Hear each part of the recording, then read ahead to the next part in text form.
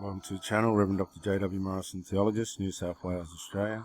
And subject, Covert emotional incest and the implosion. The internal implosion. And you might hear of these implosions that come out of the covert emotional incest family. And they're not very good. They're harmful and dangerous.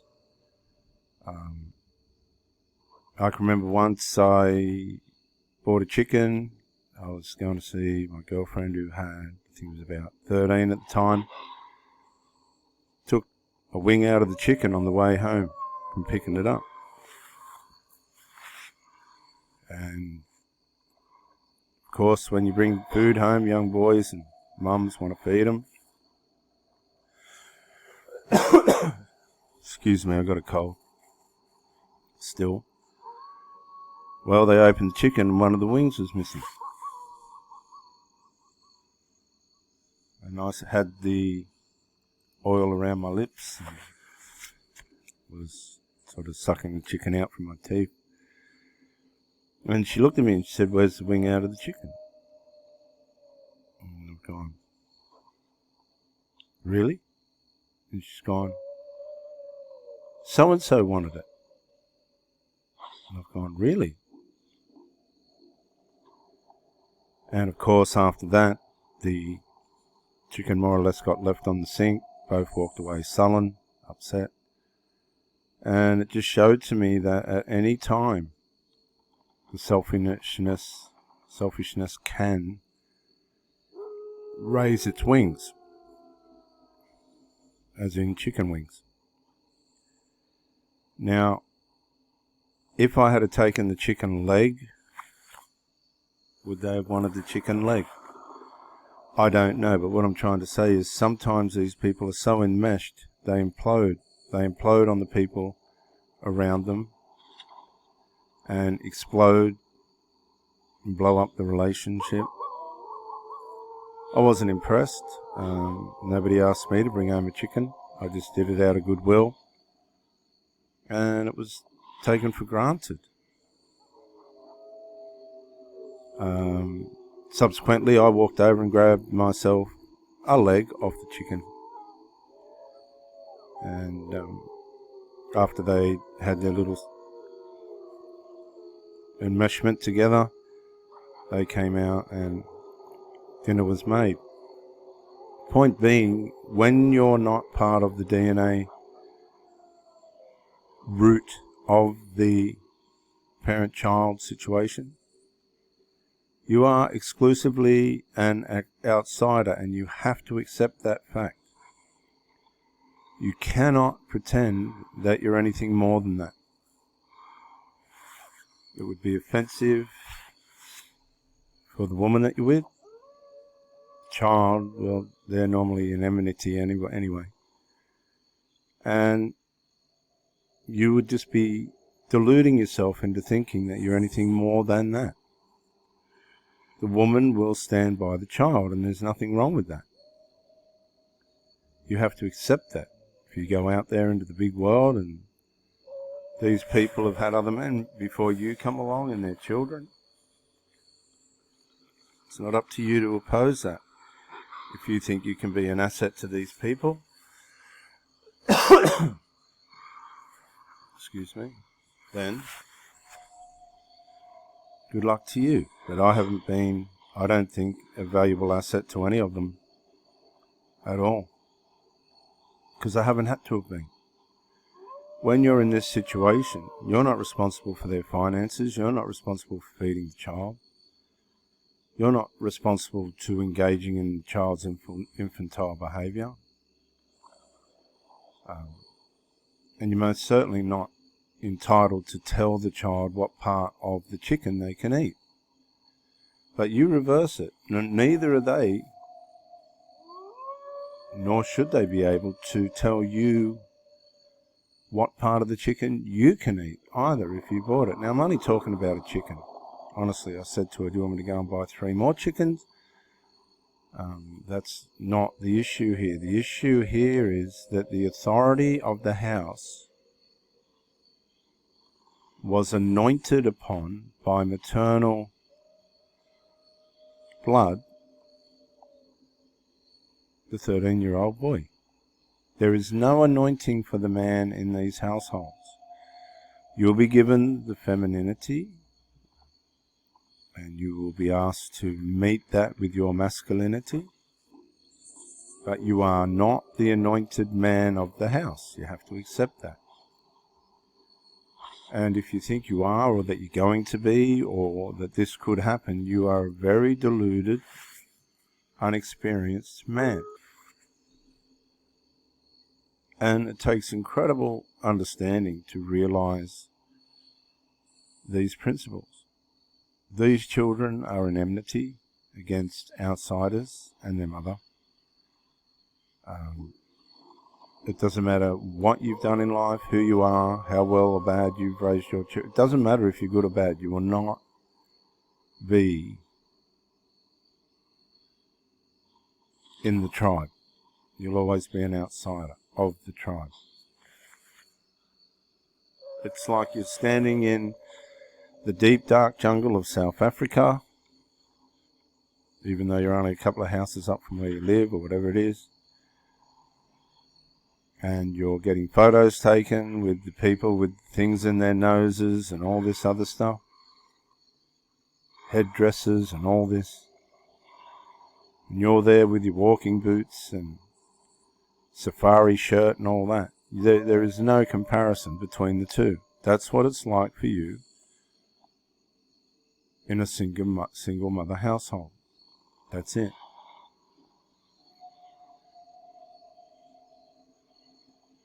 And if the anointing of the boy is in place of the father, they will do everything they can to detach you from the house, to keep you away from the house while they're entertaining their partners and everything else. You will be by nature of the mother's boyfriend punished. You will be by nature of being the mother's boyfriend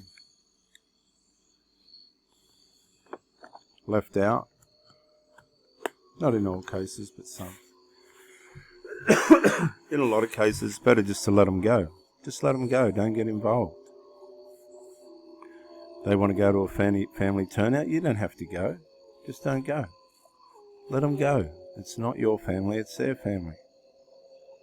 You're there for her to meet your needs and you to meet her needs, and whatever her life was before you come along, that's it. It's not your business. It really isn't. If she wants to share details of that with you, well, you want to sit there and listen, go through that pain, then that's up to you.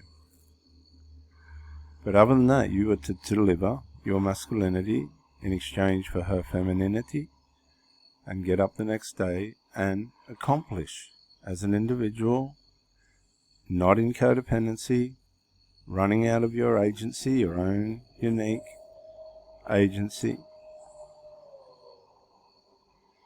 being recalibrated, restored, renewed each day as you go along with no unresolved, building for each other to be healthy and happy and whole. And all you can do is hope that she knows how to keep order in the relationship.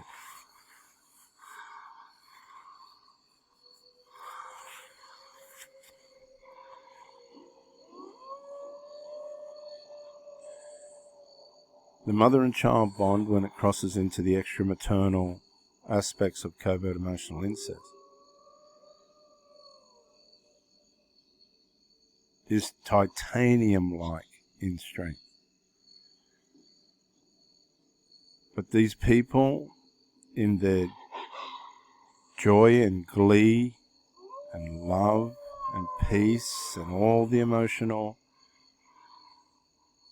diversities and dimensions and dynamics that they get from their enmeshment, the grandiose moments, right down to the I think I'm going to commit suicide moments, all build upon the covert emotional enmeshment as a vision and purpose within itself. It becomes a purpose within itself that you have to go alongside of.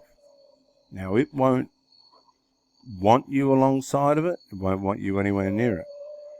But for your part, with the demoralizing attributes of covert emotional incest and what it will do to you, the divisive elements of covert emotional incest and what they do to you, the uninclusive elements of covert emotional incest and what that does to you, along with the exclusion zones of covert emotional incest and what that does to you.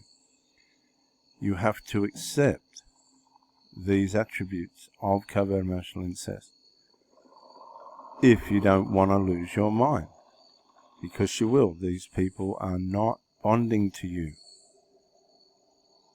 When you get to my age, 57 going on 58, people are well and truly never going to change. And if they are being taught to use passive-aggressive, narcissistic, silent treatments and don't resolve anything, these kind of tactics, they are not going to change. It's just going to stay that way. If they write poems that would make Nora Roberts look boring in one of her books, then at the beginning of the relationship, then they'll do it in the next relationship, and the same pattern will follow. The same pattern will follow.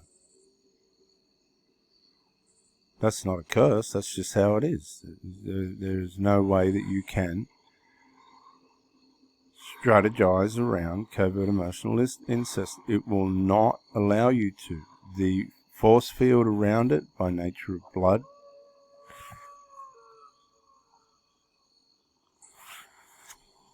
cannot be broken and should not be broken. If these people have developed an enmeshed surrogate syndrome, covert emotional incestual, molestational relationship, then unless you can walk beside that, you'll feel rejected, demoralized, vandalized, abused, and psychologically assaulted. And these people won't understand it because they've never had to be on the other side of it. They don't know really what you're talking about because this is just how they are. That doesn't mean it's not real and it's not happening and all the damage that happens to them and to the partners of these people isn't real. It just means that their cognitive dissonance towards it, their vision as to coupling with the parent-child fraternal relationship outweighs all sense of reason until a revelation or harm or some diabolical parasitical force that can get through the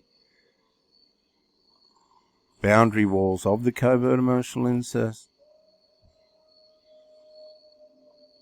If nothing can get through it, which would be a miracle if they did, it will not fall, it will stand. You can put 1 year in, 2, 3, 4, 20 years in, and the covert emotional incest will still be there. We've heard testimonies of men, women, who have been in marriages with these people, sons, daughters, mothers, fathers, only to realize that right up until the end of the marriages where they couldn't take it anymore, the covert emotional incest was still there. And some people don't recover from it, don't find a way of being cured from it. So they end up like me and go on a crusade to try and bring awareness about it. At the end of the day, we've got no right to violate the way in which these people choose to live. We can share our experiences to try and help others and possibly the people that are suffering at the end of this, whether they believe they're suffering or not. It's irrelevant. We'll see in the end. We'll all see. And if you're lucky, they might, if you're lucky, look back and go, well, that person at least had the guts to tell us. But don't get your hopes up, because truth isn't something that people take very kindly to sometimes.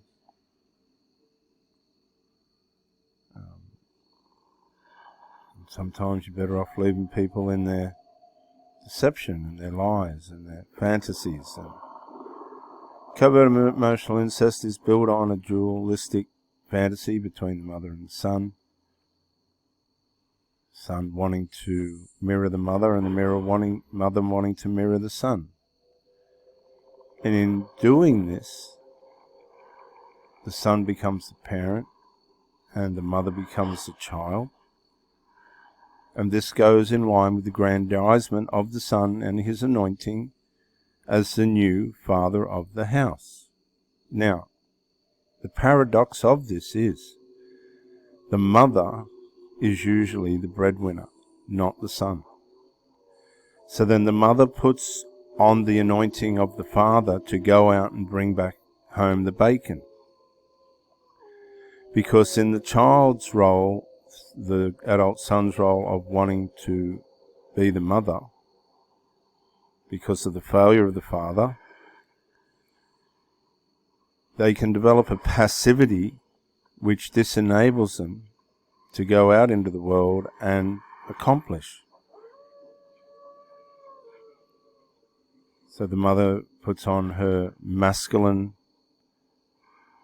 persona and agenda, goes out, gets the money, brings home the bacon, and then goes back into her submissive mother-servant role.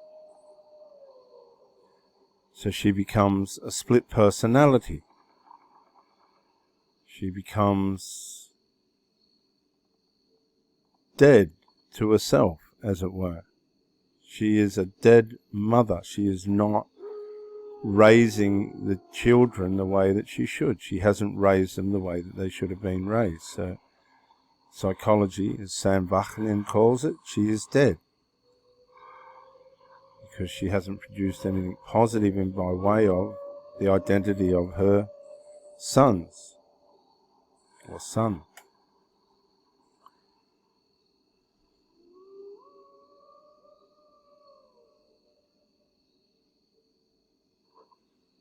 This is Rev Dr. J.W. Morrison, theologist, New South Wales, Australia. Bye.